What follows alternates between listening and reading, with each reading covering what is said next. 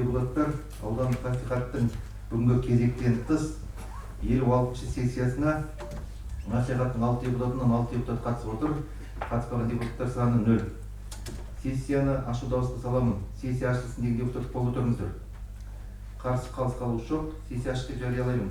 Қазақстан Республикасының жергілікті мемлекеттік басқару жөніндегі достастық туралы заңының 10-шы бабы 2-ші тармағына 19-ші тармағына сәйкес аудандық мәслихаттың кезектен тыс 56-шы сессиясы өз жұмысын бастайды.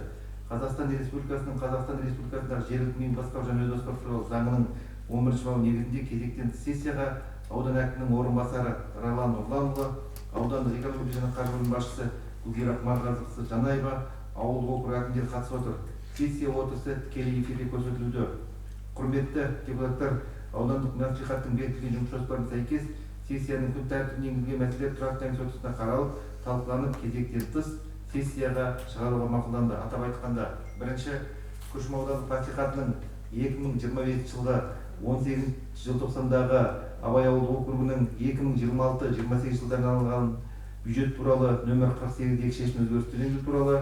Екінші Күршім аудандық мәслихатының 2025 жылғы 18 желтоқсандағы Балыш ауылдық округінің 2026-28 жылдарына арналған бюджет туралы нөмір 48-ді шешім өзгерістер енгізу туралы. Үшінші Күршім аудандық мәслихатының 2025 жылғы 18 желтоқсандағы Күршім ауылдық округінің 26-28 жылдарына арналған бюджет туралы нөмір 48-4 шешім өзгерістер енгізу туралы. Төртінші Күршім аудандық мәслихатының 2025 жылғы 18 желтоқсандағы Қалауыт ауылдық округінің 26-28 жылдарына арналған бюджет туралы 48-5 шешім өзгерістер енгізу туралы. Бесінші Күршім аудандық мәслихатының 2025 жылғы 18 желтоқсандағы Құйған ауылдық округінің 2026-28 жылдарына бюджет туралы нөмір 48-6 шешім өзгерістер енгізу туралы. Алтыншы Күршім аудандық мәслихатының 2025 жылғы 18 желтоқсандағы Маралды ауылдық округінің 2026-28 жылдарына бюджет туралы шешім өзгерістер енгізу туралы. Жетінші Күршім аудандық мәслихатының 2025 жылғы 18 желтоқсандағы Сарыөң ауылдық округінің 26-28 жылдарына арналған бюджет туралы нөмір 48-8 шешім өзгерістер енгізу туралы. Осы енді күн тәртібін бекітіп дауысқа саламын. Кім қолдайды күн тәртібін? Қарсы қалу жоқ, күн тәртібі бекітілді. Құрметті депутаттар, сессияны жүргізуге регламент бекітуіміз қажет. Бірінші, 7-ші мәселелер бойынша баяндамашыға 3-5 минутқа дейін, анықтама хабарлама 3 минут. Дауысқа саламын. Кім қолдайды? Қарсы қалу жоқ, регламент бекітілді. Құрметті депутаттар, аудандық мәслихаттың регламентіне сәйкес санақ комиссиясын және хатшылық тобын сайлауымыз қажет. Санақ комиссиясының құрамына депутаттар Ләйлім Алтынғазы Шоқбаева, Қанат Мұқанов Құзатаевты, хатшылық тобына Ләззат Құмарова мен Достық Дәулетшайырұлы қатарып ұсынамын. Дауысқа саламын. Кім қолдайды? Қарсы қалу жоқ. Санақ комиссиясының және хатшылық тобының құрамы бекітілді. Енді күн тәртібіндегі бірінші мәселе бойынша Күршім аудандық мәслихатының 2025 жылғы 18 желтоқсандағы Абай ауылдық округінің 2026-28 жылдарына бюджет туралы нөмір 48-дегі шешіміне өзгеріс енгізу туралы сөз аудандық экономика және қаржы бөлімінің басшысы Гүлзира Марғазықызы Жанаеваға беріледі. Құрметті Ролан Нұрланұлы, Қайрат Тоқанов, құрметті депутаттар және мәслихат сессиясына қатысушылар. Ауылдық округтердің 2026-28 жылдарға арналған бюджетін нақтылауға 2026 жылдың 21 шілдеде өткен аудандық бюджеттің нақтылануы негіз болып отыр.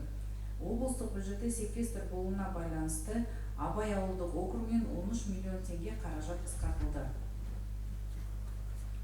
Енді құрметті депутаттар, бұл мәселелердің бәрі санақ комиссиясында қаралып, талқыланды. Шешім жобасы қолдарыңызда. Шешім жобасы дауысқа саламын. Кім қолдайды? Қарсы қалу жоқ, шешім бекітілді. Күн тәртібіндегі келесі мәселе Күршім аудандық мәслихатының 25 жылғы 18 желтоқсандағы Балыш ауылдық округінің 26-28 жылдарына арналған бюджет туралы нөмір 48 шешім өзгерістер енгізу туралы сөз аудандық экономика және қаржы бөлімінің басшысы Гүлзира Марғазықызы Жанаеваға беріледі. Облыстық бюджетте секвестр болуына байланысты Балыш ауылдық округінен 15 миллион теңге қаражат қысқартылды. Бұл мәселе тұрақты комиссия отырысында қаралып талқыланды. Шешім жобасы қолдарыңызда. Шешім жобасы бекітілді. Кім қолдайды? Қарсы қалу жоқ, шешім бекітілді. Күн тәртібіндегі келесі мәселе Күршім аудандық мәслихаттың 25 жылғы 18 желтоқсандағы Күршім ауылдық округінің 2026-28 жылдарына бюджет туралы нөмір 48-4 шешім өзгерістері туралы Сөз аудандық экономикалық қаржы бөлімінің басшысы Гүлзира Марғазы Жанаева беріледі. Облыстық бюджетте секвестр болуына байланысты Күршім ауылдық округінен 27 миллион теңге қаражат қысқартылды. Бұл мәселеде тұрақты комиссия отырысында қаралып талқыланды. Сұрақтарыңыз, ұсыныстарыңыз болмаса, шешім жобасы қолдарыңызда, дауысқа саламын. Шешім жобасы кім қолдайды? Қарсы, қалыс қалу жоқ, шешім бекітілді. Күн тәртібіндегі келесі мәселе Күршім аудандық мәслихатының 25 жылғы 18 желтоқсандағы Қалыпты ауылдық округінің 26-28 жылдарына бюджет туралы нөмір 48-5 шешіміне өзгеріс енгізу туралы сөз аудандық экономика және қаржы бөлімінің басшысы Гүлзира Марғазы Жанаева беріледі. Облыстық бюджетте секвестр болуына байланысты Қалғыты ауылдық округінен 7 миллион 855 мың теңге қаражат қысқартылды. Бұл мәселеде тұрақты комиссия отырысында қаралып, жан-жақты талқыланды. Енді сұрақтарыңыз, ұсыныстарыңыз болмаса, шешім жобасы қолдарыңызда, дауыс саламын. Кім қолдайды? Шешім бекітілді. Күн тәртібіндегі енді мәселе Күршім аудандық мәслихатының 25 жылғы 18 желтоқсандағы Қиған ауылдық округінің 26-28 жылдар арналығы бюджет туралы нөмір 48-6 шешіміне өзгерістер енгізу туралы сөз аудандық экономикалық қаржы бөлімінің басшысы Гүлзира Марғазы Жанаева беріледі. Облыстық бюджетте секвестр болуына байланысты Қиған ауылдық округінен 21 миллион 750 мың теңге қаражат қысқартылды. Құрметті депутаттар, бұл мәселеде тұрақты комиссия отырысында қаралып талқыланды. Шешім жобасы қолдарыңызда, шешім жобасын дауысқа саламын. Кім қолдайды? Қарсы, қалыс қалу жоқ, шешім бекітілді. Күн тәртібіндегі келесі мәселе Күршім аудандық мәслихатының 25 жыл 18 желтоқсандағы Маралды ауылдық округінің 26-28 жылдар аралығы бюджет туралы нөмір 48-7 шешіміне өзгеріс енгізу туралы сөз аудандық экономикалық қаржы бөлімінің басшысы Гүлзира Марғазы Жанаева беріледі. Облыстық бюджетте секвестр болуына байланысты Маралды ауылдық округінен 5 миллион теңге қаражат қысқартылды. Құрметті депутаттар, шешім жобасы қолдарыңызда, шешім жобасын дауысқа саламын. Кім қолдайды? Қарсы, қалыс қалу жоқ, шешім бекітілді. Күн тәртібіндегі соңғы мәселе Күршім аудандық мәслихатының 2025 жылғы 18 желтоқсандағы Сарыөлең ауылдық округінің 2026-28 жылдарына бюджет туралы нөмір 48-8 шешіміне өзгерістер енгізу туралы сөз аудандық экономика және қаржы бөлімінің басшысы Гүлзира Марғазы Жанаева беріледі. Облыстық бюджетте секвестр болуына байланысты Сарыөлең ауылдық округінен 15 миллион теңге қаражат қысқартылды. Құрметті депутаттар, сұрақтарыңыз, ұсыныстарыңыз болмаса, бұл мәселе тұрақты комиссия отырысында қаралып, жан-жақты талқыланды. Шешім жобасы қолдарыңызда, шешім жобасын дауысқа саламын. Кім қолдайды?